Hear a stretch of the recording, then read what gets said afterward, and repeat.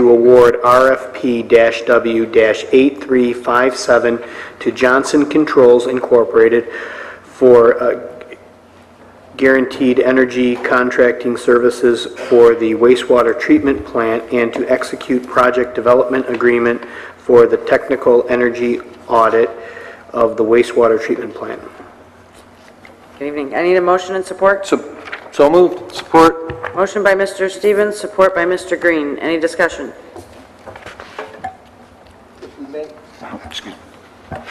If we may, can we get an overview of this project so that bring everybody up to speed, including the residents? Certainly, I'd be glad to do that. I was part of the EECBG committee, as was Councilman Stevens, and part of the process there, we put an RFP together to look at various efficiency improvements at the treatment plant to determine if an energy service company would be interested in coming in and finding enough energy savings to pay for upgrades. And so we went through the process, put the RFP together. I think we were very successful in that process, and we got a couple of pretty qualified companies.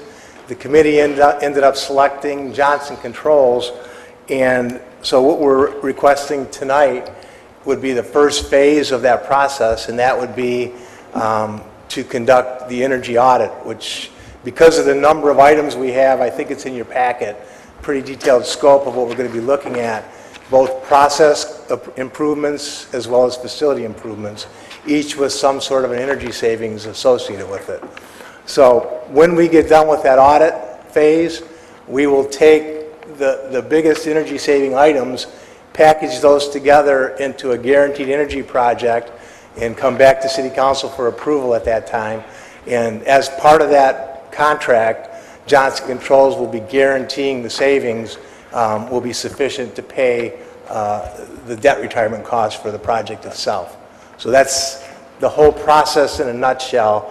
And again, it's been out there for a long time related to building improvements and lighting improvements and HVAC type improvements, but it's relatively new related to process control improvements at treatment plants. And I expect you'll see more and more of these types of projects going on because wastewater treatment plants are pretty high energy users with all of our pumping and aeration blowers and high energy use processes going on at the plant. Thank you. Could you expound, or could you let us know what kind of experience Johnson Controls has in doing this for other treatment plants, in fact? Should I have, I can have, yeah, if we could.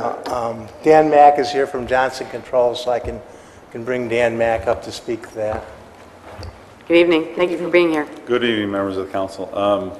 Yeah, we're the #1 energy services company in the country.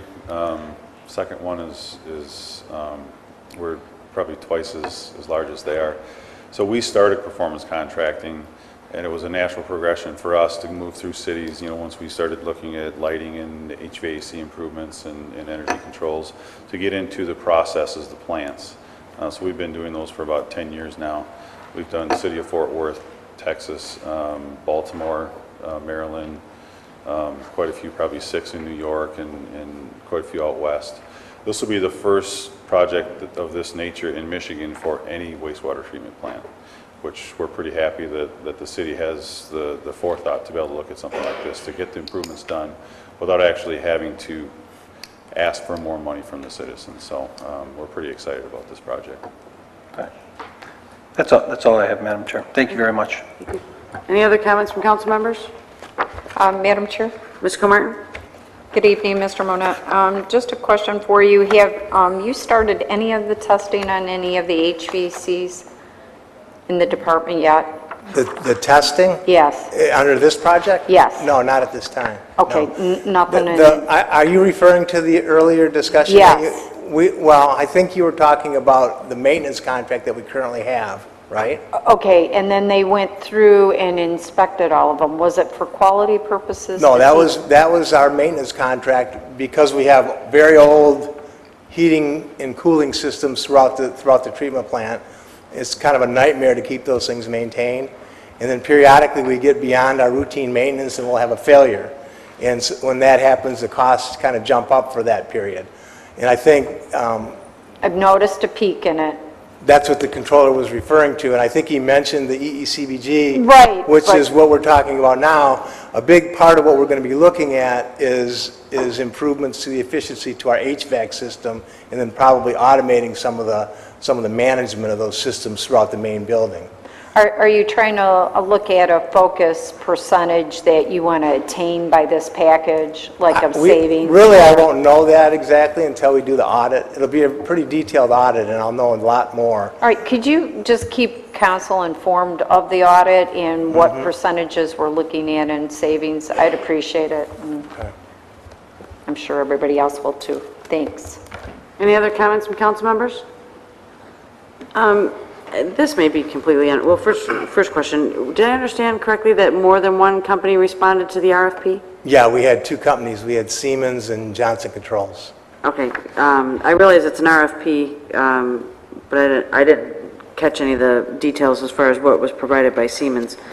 But nevertheless, my only concern is, and it's most likely completely unrelated, but how, if any, would this mirror the situation we found ourselves with years ago with Honeywell?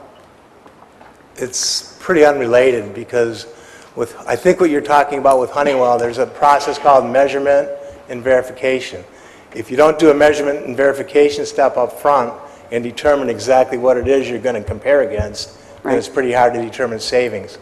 Part of our process, we will include a baseline, and we will know, that'll be agreed to up front and will be part of the contract, what the baseline is that we're going to be comparing against for savings. And I realize that they weren't apples and apples in that situation, but I guess that's the clarification I was looking for, to ensure that we don't have a repeat of a similar, that we didn't have the benchmark and where what savings we thought we would receive with Honeywell didn't actually transpire. Right. And I wanted to make sure that that wasn't going to be the Right, that case should be here. an important part of the terms in our agreement. Okay, thank you very much. Any other comments from council members? Then I'll go ahead and call the question. Mr. Stevens? Yes. Mr. Green? Yes. Ms. Comartin? Yes. Mr. Bacamino? Yes. Mr. Liss? Yes. Mr. Sadowski? Yes. Ms. Vogt? Yes. Mr. Warner? Yes. Camp, yes. The motion passed unanimously. Item 22K, appointment, notice of appointment and request to confirm the appointment of James P. Hartley to SEMCOG General Assembly for a term expiring December 31st, 2011. Motion to approve? Motion by Mr. Sadowski. Support. Support by Mr. Bacamino. Any discussion? Discussion? Mr. Bacamino. Thank you. Can we have Mr. Hartley come down and just explain to us why the appointment is now through just till December 31st and not a full year or more than 1 year? Mr. Hartley? Good evening. Actually, I wouldn't know the answer to that particular question. I'm filling the alternate position that had been occupied by Ms. Cavalier. Okay, that's the reason I was I don't looking know, for. Ms. Camp, do you know how long the That term? is the reason her term would have expired. Okay, so I That's guess right. we'll revisit all of this at that time. Okay, thank you. No questions for me. Any other comments? Go ahead and call the question. Mr. Sadowski. Yes. Mr. Bacamino? Yes. Ms. Comartin? Yes. Mr. Green? Yes. Mr. Liss? No. Mr. Stevens? Yes. Ms. Vogt? Yes. Mr. Warner? Yes. Camp, yes. The motion passed, 8-1. Item 24, audience participation.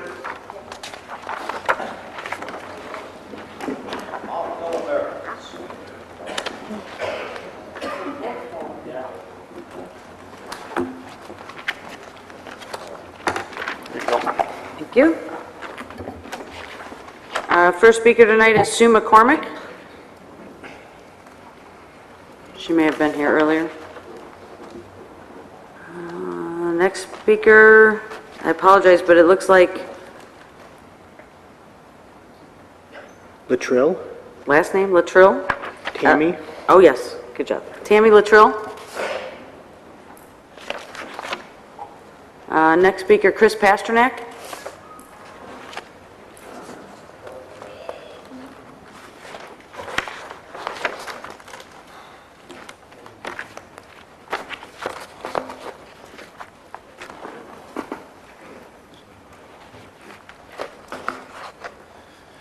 Good evening. I'm going to start out tonight by offering an apology to Councilman Stevens, as it has come to light that the computer he is using is his own personal computer, and he can do whatever he wants to his own personal computer.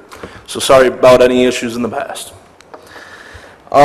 Next thing I'd like to talk about, and thank everyone for coming out to the St. Anne Fish Fries. They were a huge success this year. We beat all our numbers from the past, and before they started the fish fry 3 years ago, they were told it will fail, and it's been a streaming success. And all the money's gone back to the school to help out the school, and hopefully technology or some other sort or some other fashion to help out the school. A question or concern I have is I've heard a rumor about some fire stations closing, Fire Station 1, Fire Station 3, and Fire Station 4. Just curious, because the most interesting fact about this that I shouldn't say fact, but most interesting thing about this that I heard is that they won't be closing till after the election. So that's kind of interesting that it's want to be kept under wraps and hidden until that point in time. Another question I have has to do with trash pickup. Continually, trash pickup is a concern of mine because every time they take the garbage can, they empty it, they tip it upside down, and what tends to happen is a couple of pieces of scrap end up on the bottom and get knocked out on the street, and therefore litter all the streets. With that, I have to make a mention of the sweeps that are happening primarily in the south end of Warren. And I found it interesting that all my neighbors seem to get tickets, and my house was skipped. I don't know why, but thanks. Most interesting is the sweep happened on a Tuesday. One of my neighbors has a privacy fence, had his garbage by the side of his house, ready to put out for garbage day on Wednesday. He was going to put it out later that night, got ticketed for all those items. He has since resolved that ticket. But it's just interesting how he has a privacy fence and that wasn't noticed. But my garbage can that sits right next door to my house on the side, I didn't receive a ticket for it. Just interesting how some people can be ticketed but others aren't. Also, there's a elderly lady that lives a couple doors down from me. She was ticketed for her eaves that were, they don't look that bad. And she's a lady that's been in the neighborhood, a citizen of Warren for many years. And she's like the rock and foundation of that street.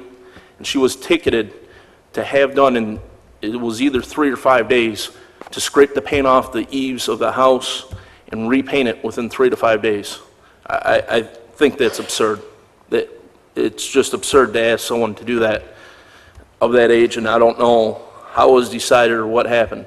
It's just interesting how these sweeps happen and how certain measures are taken to look in the backyard of someone who has a privacy fence. How did they see back there to see the garbage on the side of his house? It's just interesting. But other things that are in plain sight, they miss. I just don't understand it. And there's other houses on that street that are bigger issues. And these two neighbors are very good neighbors. They take good care of their homes, and it's sad to see that they were ticketed.